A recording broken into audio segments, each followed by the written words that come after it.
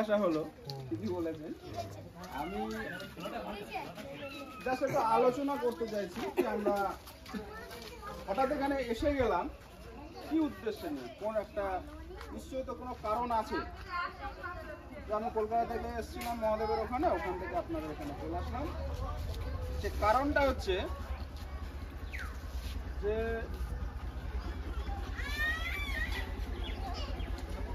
আমাদের জাতি, মেন কারণ হচ্ছে আমাদের জাতি।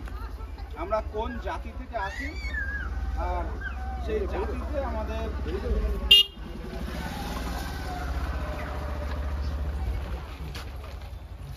সেই জাতি থেকে আসার ফলে আমাদের সমাজে কতটা সম্মান, কতটা সমাজের গ্রহণযোগ্যতা আমাদের আছে অন্য সমাজের কাছে, এই বিষয়টা নিয়ে আপনাদের সঙ্গে জাস্ট একটু আলোচনা।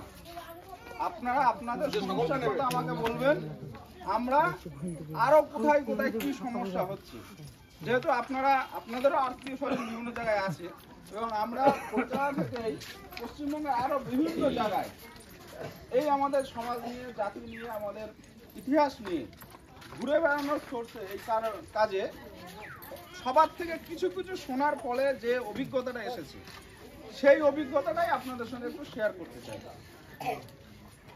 প্রথমত, সন্ত শিরোমণি গুরু রবিদাসজির চরণ কমলে আমি কোটি কোটি প্রণাম। ভারতের সংবিধান নির্মাতা বাবা সাহেব ডক্টর বি.আর. আম্বেদকর, তার চরণ কমলে আমার লাখ লাখ প্রণাম। আর সর্বোপরি আপনারা যারা এই পাড়ার গ্রামের বয়োজ্যেষ্ঠ ব্যক্তিরা, মায়েরা, দাদারা, ভাইয়েরা, বোনেরা আছেন, সকলকে আন্তরিক শুভেচ্ছা জানিয়ে সামান্য কিছু আমার কথা আর আপনাদের কথা আলোচনার মাধ্যমে আমরা তুলে ধরার চেষ্টা করি। বিষয়টা হচ্ছে এই যে সন্ত শিরোমণি গুরু রবিদাসজি, উনি কে ছিলেন? এই যে বাবা সাহেব, ওনাকে আমরা স্মরণ করছি, ডক্টর বি.আর. আম্বেদকর, উনি কে ছিলেন? সংক্ষেপে যদি বলতে হয়, বাবা সাহেব ছিলেন ভারতবর্ষ, আমাদের যে দেশ, এই দেশ পরিচালিত হচ্ছে যে আইন কানুন, নিয়ম শৃঙ্খলা, সেটা দিয়েই তো সারা পৃথিবীর কোনো না কোনো গভর্নমেন্ট শাসন ব্যবস্থা চলায়। ভারত হচ্ছে পৃথিবীর মধ্যে সবথেকে বড় গণতান্ত্রিক দেশ, যে দেশে মানুষ ভোট দিয়ে সরকার নির্বাচন করে এবং সেই ভোটের মাধ্যমে সরকার পরিচালিত হয়। মানুষ নিজেদের কাজগুলো নিজেরা করেই নেয় প্রতিনিধিদের মাধ্যমে, এবং দেশে আইন শৃঙ্খলা কিভাবে কি চলবে না চলবে সেই জিনিসটা যে সংবিধান বইতে লেখা আছে, সেই সংবিধানটা লিখেছিল বাবা সাহেব ডক্টর বি.আর. আম্বেদকর। তিনি ছিলেন পৃথিবীর মধ্যে যদি বর্তমানে সবথেকে বেশি শিক্ষিত মানুষ গোনা হয়, সেরকম প্রথম 7 জন মানুষের মধ্যে উনি অন্যতম একজন, এবং তিনি হলেন আমাদের চামার মুচি জাতির সন্তান। এটা হচ্ছে একটা বিষয়। এখন গুরু রবিদাস কে ছিল, এর নামটা আমরা শুনিনি, গুরু রবিদাস নাম শুনিনি, কিন্তু অনেকে আমরা রুইদাসের নাম শুনেছি। শুনেছেন রুইদাসের নাম? অনেকের নামের সঙ্গে লেখে না রুইদাস। আবার অনেকে বলে ভক্ত রুহিদাস। কীর্তনের পালা কীর্তন হয় না, অনেকে শুনে থাকবেন, স্বর্গে ঘন্টা বাজতো গ্রাসে গ্রাসে, তাই না? কৃষ্ণ ভক্ত, যার অন্য গ্রহণে স্বর্গে ঘন্টা বাজতো, তারপরে সে পাপ মুক্তি হয়েছিল, এরকম একটা কাহিনী আছে। আবার অনেকে শুনে থাকবেন মুচিরাম দাস, এই নামটা। যারা বয়স্ক ব্যক্তি, বাড়িতে মা বাবা বা ঠাকুমা ঠাকুরদা যে যদি কেউ থেকে থাকে, অনেকে এই কাহিনী জানে যে ভক্ত মুচিরাম দাসের কাহিনী। কিন্তু সেই মুচিরাম দাস তারই ভালো নাম। আমরা কেউ কারোর নাম কালু, কারোর নাম রামু, কারোর নাম শ্যামু, এরকম ডাকি। এক একটা মানুষ এক এক রকম ভাবে নিজেদের প্রিয়জনদের ডাকে। ঠিক সেরকম ভারত উপমহাদেশ যেটা একটা বিশাল বড় দেশ, এবং এই অঞ্চলের এক এক দিকে এক এক ধরনের ভাষায় মানুষ কথা বলে। কেউ তামিল, তেলেগু, ওড়িয়া, মালায়ালাম, কানাড়ি, হিন্দি, বিভিন্ন ভাষায় কথা বলে। ফলে এক এক দিকে মানুষের ভাষার কারণে নামের কিছু কিছু পরিবর্তন হয়ে গেছে। ওনার আসল নাম রবিদাস হলেও কেউ কেউ আমাদের বাংলার এদিকে ডাকে রুইদাস, আবার কেউ ডাকে রুহিদাস, আবার কেউ ডাকছে রামদাস, কেউ ডাকছে ঋষিদাস, কেউ ডাকছে রায়দাস, আবার কেউ ডাকছে খৈদাস। এরকম বিভিন্ন নাম উচ্চারণের ভেদে ওনার নাম পরিবর্তন হয়ে গেছে। তার মানে এনার এত পরিচিতি ছিল, মানুষ ওনাকে এত শ্রদ্ধা করত, ভক্তি করত, এবং আমাদের কুলের, আমাদের যে সমাজ, আমাদের জাতির কুলের প্রধান গুরু হচ্ছে উনি। মানে ওনাকে বলা হয় আমাদের কুলগুরু। বলে না গুরু ধরতে হয়, আমাদের বাড়িতে গুরুকে ডেকে নিয়ে আসা হয়, দীক্ষা নেওয়া হয়। সেই দীক্ষা গুরু টুরু যদি কোনো কিছু থেকে থাকে, আমাদের কুলের গুরু হচ্ছে উনি। সেই মুচিরাম দাস, তার ডাক নাম হলেও ভালো নাম হচ্ছে রবি দাস। এখন তিনি কি এমন কাজ করে গেছিলেন, কি এমন ইতিহাস তিনি ঘটিয়ে গেছিলেন, যার জন্য আমরা তাকে এখনো মনে রাখছি। হয়তো ভুলে গেলেও আমরা রুই দাস নামটা ভুলিনি, মুচিরাম দাস নামটা ভুলিনি। তো সেই জিনিসটা আমরা মনে রাখছি, তার কারণটা কি? কারণটা দেখুন, ভক্ত মীরাবাইয়ের কাহিনী আমরা অনেকে শুনেছি। কৃষ্ণ ভক্ত মীরা, সারা ভারতবর্ষ জুড়ে কৃষ্ণ ভক্ত মীরার নাম আছে, কিন্তু সেই মীরাবাইয়ের গুরু ছিল গুরু রবিদাস বা মুচিরাম দাস, সেটা আমরা জানি না। তাহলে যে শিষ্য, তার যে গুরু ছিল তাকে চাপা দিয়ে রাখা হয়েছে, কারণ তিনি জুতোর কাজ করতো, জুতো সেলাই করতো, জুতো তৈরি করতো, এবং এই মুচি জাতির লোক বলে তার কাছে সেই সময়ে 52 জন রাজা রানী তাকে গুরু বলে রাজ দরবারে রাজগুরু সম্মানে অধিষ্ঠিত করেছে। 52 জন রাজা মানে একটা দেশের একজন রাজা হয়, তাহলে 52টা দেশের রাজা গুরু রবিদাসকে তাদের রাজগুরু হিসেবে প্রতিষ্ঠিত করেছে। সে একজন ছিল চামার বা মুচি জাতির মানুষ। এবার দেখুন, আমি কথায় কথায় বলছি চামার জাতি, মুচি জাতি বলছি না। মুচিটা বলতে কেমন একটা লাগে, আর শোনার পরে দেখবেন গা হাত পা যেন শিউরে ওঠার মতন হয়, বুকের মধ্যে একটু ভয় ভয় লাগে, তাই না? আর দাদা কলকাতা থেকে এসছে, এখানে এসে মুচি মুচি করছে কেন? একটা দাস টাস বললে তো ভালো হতো। আমরা এই শব্দটা শুনতেই চাই না। এত ভালো ভালো কথা শুনবো ভাবলাম, আশা করে আসলাম, আর এই মুচি শব্দটাকে বলছে। লোকে যদি সবাই ভুলে যেত, আমরা মনে করি আমাদের হয় সব থেকে ভালো হয়, কারণ এই শব্দটাই তো আমাদের ঘৃণার জায়গা। আমরা কোনো জায়গায় কেউ যদি জিজ্ঞাসা করে, হঠাৎ করে জিজ্ঞাসা করে তোর নাম কি, ও বললাম আমার নাম শ্যাম। পাশ থেকে একজন জিজ্ঞাসা করবে, বা সেই লোকই জিজ্ঞাসা করবে শ্যাম কি, আপনি বললেন শ্যাম দাস।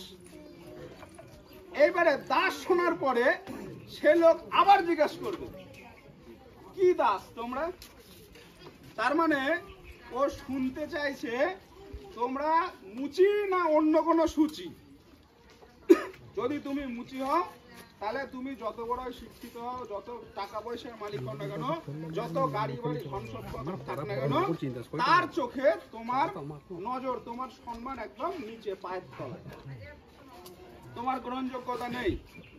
আর তুমি যদি সূচি হও, মানে সূচি দাস, টিক্কাওয়ালা দাস যদি তুমি হও, তাহলে তুমি তোমার পেটে কিছু থাক আর না থাক, পায়ে জুতো থাক আর না থাক, তোমার পায়ের ধুলো তখন সব জায়গায় গ্রহণযোগ্য। এটাই তো সমাজের স্থিতি, তাই তো নাকি? এই যে আমি আজকে শুনছিলাম, এই অঞ্চলের আশেপাশে আমাদের দাসেদেরকে বিভিন্ন মন্দিরে উঠতে দেওয়া হয় না, সমস্ত বাড়িতে, অন্য লোকের বাড়িতে ঠিকঠাক জায়গায় ঢুকতে দেওয়া হয় না।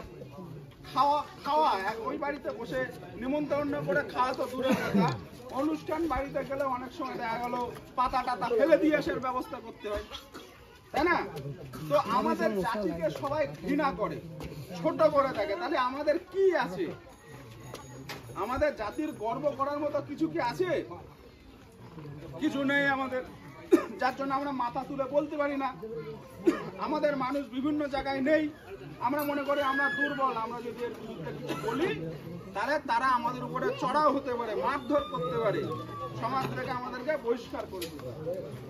কিন্তু যদি আমরা এই জিনিসটা একবার জানি যে আমাদের নিজস্ব ইতিহাস কালচার আছে, তাহলে আপনাদের সেলফ কনফিডেন্স, মনের মধ্যে সাহস আস্তে আস্তে বেড়ে আসবে। এই যে মুচি চামার শব্দ থেকে পালাচ্ছি আমরা, শুনতে ভালো লাগে না, কারণ এই শব্দ শুনে যখন ঘৃণা শিকার হই আমরা ভাবি এই শব্দ থেকে পালাই।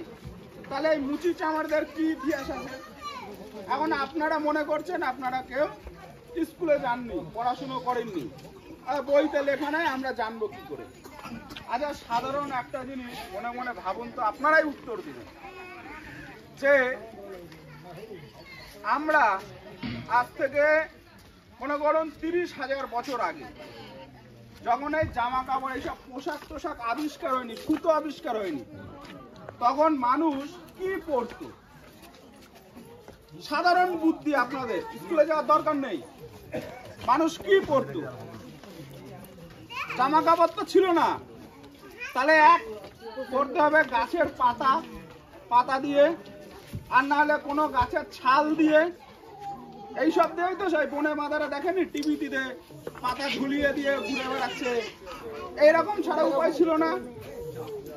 তা মানুষ যখন গাছের পাতা গাছের ছাল পরে ঘুরে বেড়াতো, আমাদের কিছু মানুষ, বুদ্ধিমান মানুষ, মেধাবী মানুষ, তারা গবেষণা করলো কি, গাছের পাতা ছাল পড়ার থেকে যদি একটা জঙ্গলে একটা পশু মরে গেছে, সেই মরা পশুর চামড়াটা যদি ভালো করে শুকিয়ে পরতে পারি, তাহলে সেটা অনেক ভালো সুবিধাজনক, তাই তো নাকি? গাছের পাতা পরার থেকে চামড়া দিয়ে একটা পোশাক পরা ভালো তো নাকি? তাহলে আমাদের মানুষগুলো মরা পশুর ছালকে প্রসেসিং করে, দেখেন একটা ছাগল যদি মরে যায়, আজকে ফেলে দিয়ে আসবেন, 2 দিন পরে সে ছাগলটা পচে গন্ধ হয়ে পোকা হয়ে সব নষ্ট হয়ে যায়। কিন্তু সেই মরা ছালটাকে চুন দিতে হবে, নুন দিতে হবে, কোন গাছের ডাল দিতে হবে, কোন গাছের শিকড় দিতে হবে, কিসের পাতা দিতে হবে, সব জলে ভিজিয়ে শুকিয়ে চামড়া প্রসেসিং করার পদ্ধতি আবিষ্কার করেছে। তাহলে এই মানুষগুলো কেউ অবুঝ, বোকা, অশিক্ষিত কেউ বলতে পারবেন? অন্য কোন জাতির লোককে চামড়ার জিনিস বানাতে শিখিয়েছে? তাহলে মুচিরা শিখিয়েছে, চামড়ারা শিখিয়েছে। তাহলে সমস্ত মানুষকে চামড়ার পোশাক পরানো শিখিয়ে, যারা বনে বাজারে উলঙ্গ হয়ে ঘুরে বেড়াতো, তাদেরকে পোশাক পরা শিখিয়ে সভ্য বানিয়েছে আমাদের জাতি। তাহলে আমরা ওদেরকে, সমস্ত মানুষদেরকে, যারা অসভ্য ছিল, বর্বর ছিল, সেই মানুষগুলোকে পোশাক পরিয়ে সভ্য মানুষ বানিয়েছি। তাহলে আমাদের জাতি নিচু জাত না উঁচু জাত?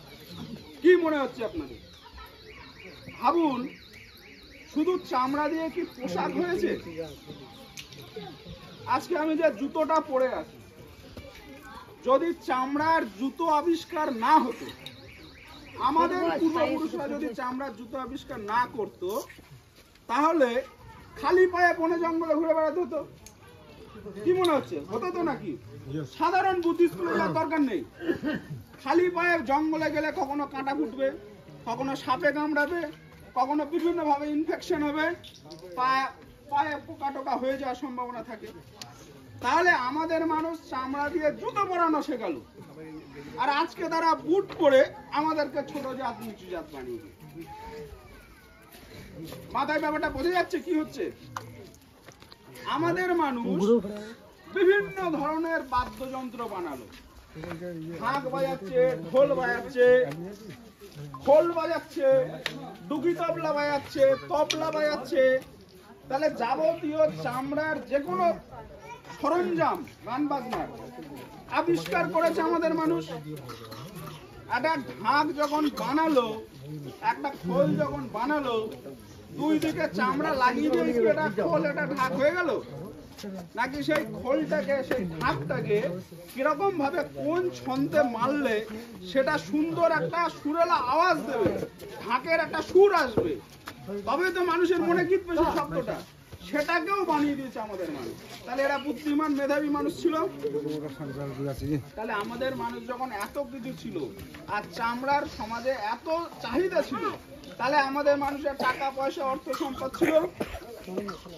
তাহলে সব যখন আমাদের টাকা পয়সা, অর্থ ছিল, সমাজে আমাদের প্রতিষ্ঠা ছিল, সম্মান ছিল, কিছু মানুষ আমাদের থেকে সেই সম্মান প্রতিষ্ঠাকে কেড়ে নিয়ে তাদের কুক্ষিগত করে নিয়েছে, আর আমাদের সমাজ থেকে বার করে দিয়েছে। আজকে আপনারা মন্দিরে, শিব মন্দিরে গাজন গাইতে দিচ্ছে না, আপনাদেরকে মন্দিরে উঠতে দিচ্ছে না। ধরুন শিব মন্দির, এই যে ঘটনাটা ঘটলো কোথায় যেন, বিদগ্রামে, শিব মন্দির। আচ্ছা ভাবুন তো, বাবা ভোলানাথ কি পরে থাকে? তার পরনের অঙ্গে পোশাকটা কি থাকে? বাঘের ছাল। তাহলে বাবা ভোলানাথ যদি বাঘের ছাল পরে থাকে, যে ছালটা বাবা ভোলানাথ পরছে সেটা হয় বাবা ভোলানাথ নিজে বানিয়ে নিয়েছে, না হলে আমাদের মুচি জাতিরকেও বানিয়ে দিয়েছে। আমি মনে করছি মুচি জাতিরকেও বানায়নি, বাবা ভোলানাথ নিজেই চামড়াটাকে বানিয়েছে। তাহলে যে চামড়ার কাজ করে সে মুচি তো। তাহলে বাবা ভোলানাথ একজন মুচি, কি বলে মনে হচ্ছে? তাহলে বাবা ভোলানাথ আমাদেরই তো অংশ, আমাদেরই তো দেবতা, আমাদের উঠতে দিচ্ছে না। এখন উঠতে দেবে না কেন? দেশ স্বাধীন হয়েছে, দেশের সংবিধান আছে, প্রশাসন আমাদের সঙ্গে আছে, সকলের সহযোগিতায় আমরা সব জায়গায় উঠব এবং নিজেদের অধিকারকে প্রতিষ্ঠা করব। এই হচ্ছে মেন আমাদের উদ্দেশ্য এবং লক্ষ্য। এখন তার জন্য আমাদের করতে হবে কি? তার বাণী চাঙ্গা তো কাঠতিমে গঙ্গা।